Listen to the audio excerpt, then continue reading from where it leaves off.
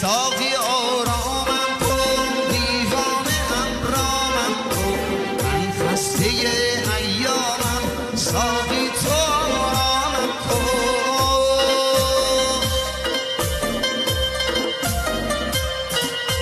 گم گشته ای در خویشم ساقی تو پیدایم کن، با ساغر شیدایی سرمست و شیدایم کن.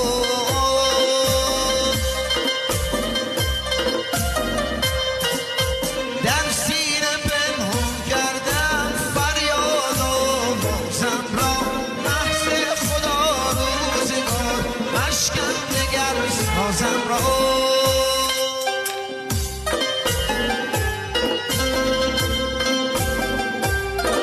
Bir gün Musa peygamber dedi, ey Allah'ım bir şey istəyirəm. Dedi, ne istəyirsən ya Musa? Dedi, mən bu dünyada pis adamı göster. Dedi, get bazara, birinci kim eğer bazara girsə pis adamdır. Lalə xanım gördü bir kişi 10 yaşında uşağına girdi. Dedi, Allah'ım çok sənə sağ ol deyirəm, indi mənə yaxşı adam göster. Dedi, get bazar bağlananda kim qaça girsə o da yaxşı adamdır. Gördü elə bu adamdır. Uşaq əlində girdi. Gel dedi, Allah'ım təəccüb elədim ey. Pis adam dedin, onu gösterdin, yaxşı adam dedi, ya Musa.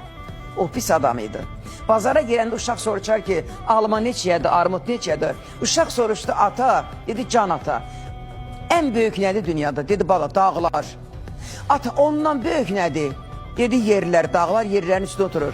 Ata, ondan böyük nədir? Dedi, bala, göylər. Ata, ondan böyük nədir? Kişi ağladı ki, mənim günahlarım. Dedi, niye ağlayırsan? Dedi, Allah eğer onu bağışlasa mən gözəl insan olaram.